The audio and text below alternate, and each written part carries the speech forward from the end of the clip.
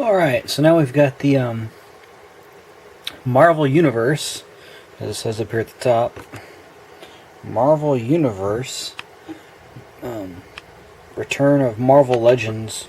Marvel Legends, so I guess it's Marvel Legends by way of Marvel Universe. So, interesting. Yeah, Captain America and his new digs, fairly new digs. He's a pretty cool figure. Talking to the guys at the 2011 Comic-Con, they had the Build-A-Figure Terrax out there in one of his prototype forms. He wasn't assembled or painted. You know, you could tell the quality overall was a lot better than what it had been previously in the Marvel Legends. I mean, some of the later lines in the previous series of the original Marvel Legends line were really good, and this really continues and goes a little bit beyond that. This may not be the best figure out of the line. He does have a couple of flaws that I'm not really thrilled about. There's one part of his character design that I didn't really get, but we'll talk about that once we get him out of the box. He does come with the Terrax lower torso, two pistols, and the shield.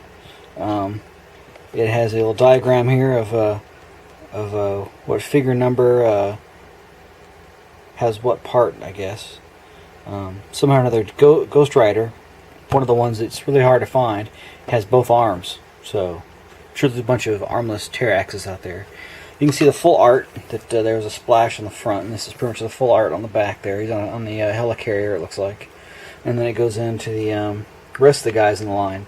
And to note, the Hope Summers, there's actually a variant for her and a variant for the Ghost Rider, which the variant for the Ghost Rider is the orange flame version, I guess. So that's interesting. Also, there's a variant of the Thor, kind of, if you include the 2011 Comic-Con exclusive that had like the lightning coming down his body, and he came packaged inside of a hammer, to where the hammer itself held Thor with the window, and then the handle that was attached to it held a poster. So that was pretty cool. But I like the packaging a little bit better than the big, huge plastic clamshell I had before.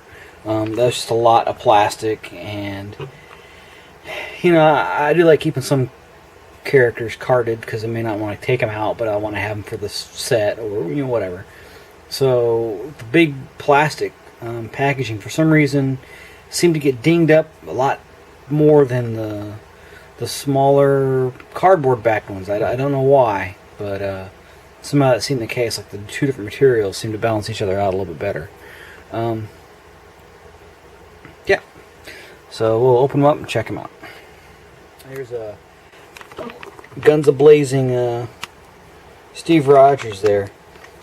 He poses up pretty good. He can hold both his pistols and then store his shield on the back. Mainly, well, not mainly, but with this little tab that sticks out. Then, of course, you flip it over, and now you have the little wrist grabbing portion there. Just snaps right on, and now he's got it clipped on his wrist. So that's pretty cool. I mean, it's pretty standard with the smaller figures. The older Captain America figures had the strap, and I'll show you when I compare him to the older Legends Cap. But yeah, here he is. The face sculpt is pretty intense. It's really done really well.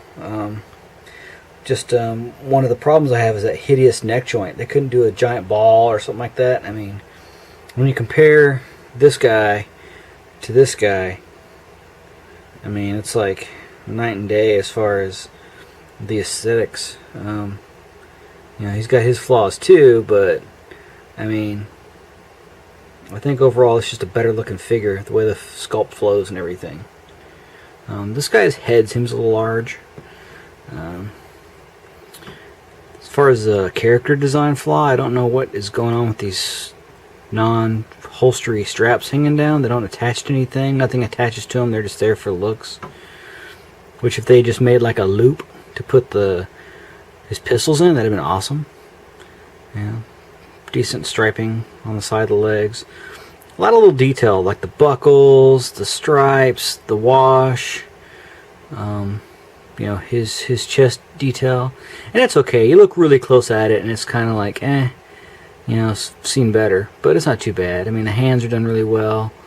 You know, the knuckles are a little soft from the mask they used on there to get that done, but it's not too bad. I just don't care for the character design. Straps hanging down with no purpose, and as far as the sculpt goes, the crazy neck joint that I was hoping we were done with. You know, you can put his head down like that and it looks fine. And then of course he has a big hole in his back for his shield. So, I think they're minor flaws. One of the things design-wise, I try to ask the guys at Comic-Con about what's going on with the Marvel infamous hip swivel leg thing, and it seems to have improved, but you still got to mess with it to get it where you want it.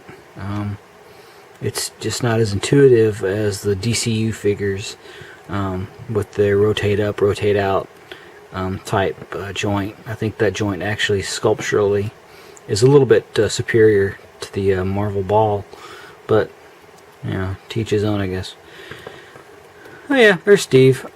He has the pseudo ball joint at the head. You get all the movement out of it you need. He does have ab crunch. He's got the full shoulder, which actually they're missing the stars. There, if you look, he's missing his shoulder stars that are actually present on the smaller figure, even though they have basically the same articulation. So, yeah, go figure on that one. It's got the typical Marvel Legends double jointed elbow, which is okay. It's just a little unsightly there.